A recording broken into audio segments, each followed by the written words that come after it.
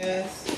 Just do it. Let's do it. Just begin to do it. And I promise you, God will begin to move like never before. He'll move on your behalf. But it's time for you to know, because it's not a time to renege or to go into a sense of backsliding in those particular areas of that habit. Go ahead now. Amen. You got to get past that. You got to say to yourself, I'm better than this. I can't lower myself to this anymore. I'm tired of the same old thing. No, this is not my year to want to be like this. No, my year was predicted in January. In January, I said that I was going to begin to get this, that, and a third. I can't live in this particular area. Amen. I knew that my ministry was going to go to another level. Come on, somebody. My ministry is going to go to another level. My family is going to be in a better state than what I was last year. Oh, come on, somebody. Amen. My bank account was going to be on another level. By the time the end of the year is over, I'm going to shake my head and cry and wonder how did I get here. But it was by the grace of God that I am here right now. Oh, they're not talking back to me. It is God that is putting me here. Now, God will give you the concepts. Amen. The fact of the matter is, we don't believe in the concepts.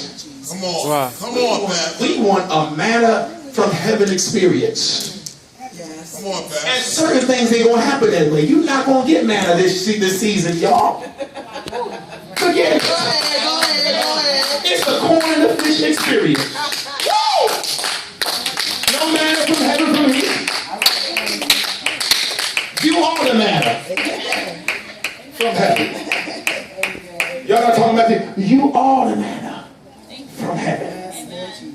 Amen. God is going to put you in a place to where the fish is already there with the corn in it. It is already prepared for you. Hear me now. It is already prepared for you. The corn was purpose. God said, I designed the corn before you was born. I designed it before you even exist. God said, it is for you and to be destined for you for greatness. Amen. You was already there. It is already predestined. It is going to happen. The fact of the matter is, are you believing in the prophecy? Are you believing in what God has said about you in your life? Is it something that where you're just going through the motions, or you just going around the feeling, or you just hanging around to see what happens? Or you're going to take it upon yourself to say, I'm going to make this thing happen. I'm going to stick to my guns, and I'm going to do what God has called for me to do. Are you hearing me? The fact of the matter is, some folks ain't patient. We're just impatient. Just be honest. Be honest with yourself. Please be honest. You're impatient. You're impatient on certain levels. And in certain levels, you're not patient. I mean, well, you're patient, and in certain levels that you aren't patient. So it's very important that we understand that God is changing our behavior, our behavioral conditioning.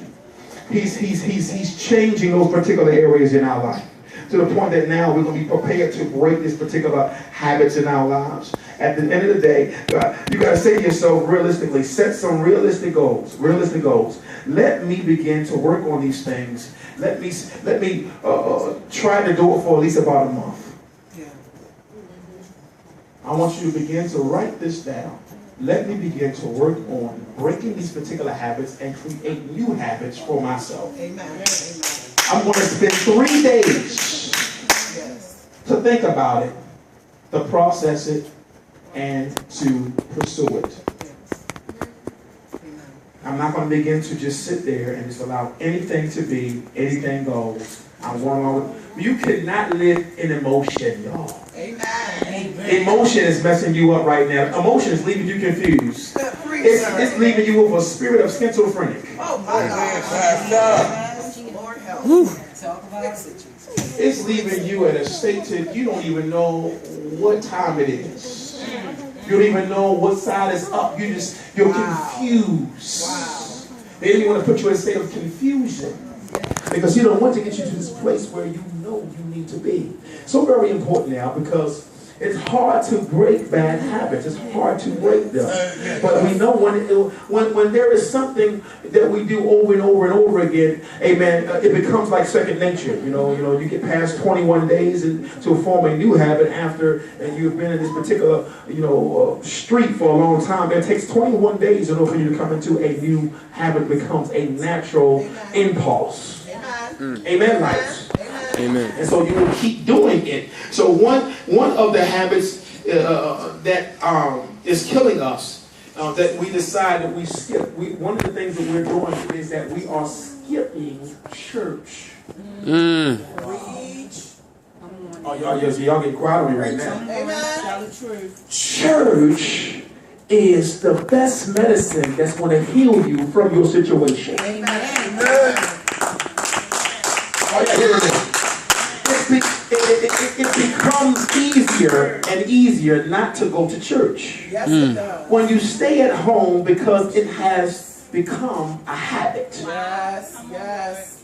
And the leader in you hurts. Preach. You feel like you're disappointing yourself. Yes. That's the truth. You're disappointing your family, That's the truth. God. Yes.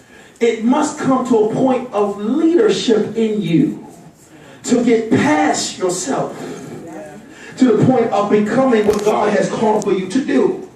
You will lose the desire to come to worship. That's the truth. And as a result, you will drift further and further from God until there is no longer a place to where it bothers you. With a true leader, it bothers them. It bothers a leader when they're not on time.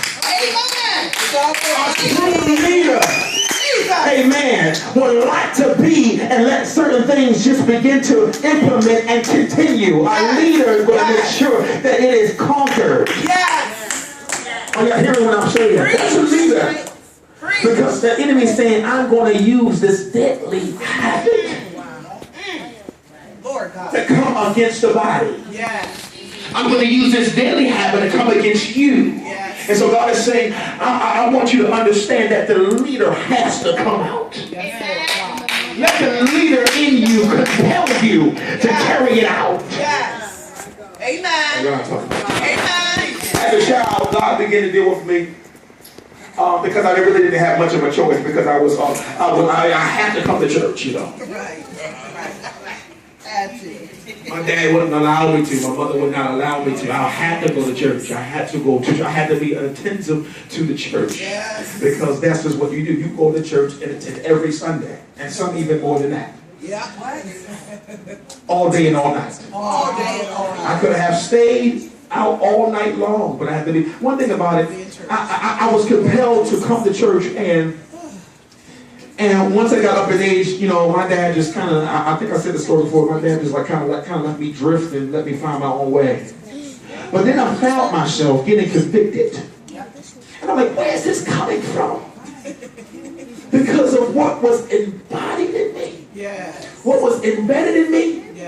To the point that I started to cause myself to get back in place to what I used to. Because the leader that was in me came out. And so now, as I begin to still club, Go ahead. still going to the club, I would come home around 3 or 4 o'clock. That Sunday mornings. And I still got my tail up at the church. Go ahead now. I'm going somewhere with this. I still found myself still coming because there was something in me that knew I needed to be there still. That's right. Oh God. In other words, it will come to a point in your life to where the leadership in you will compel you to do the right thing. Although you are not perfect and you don't do everything right,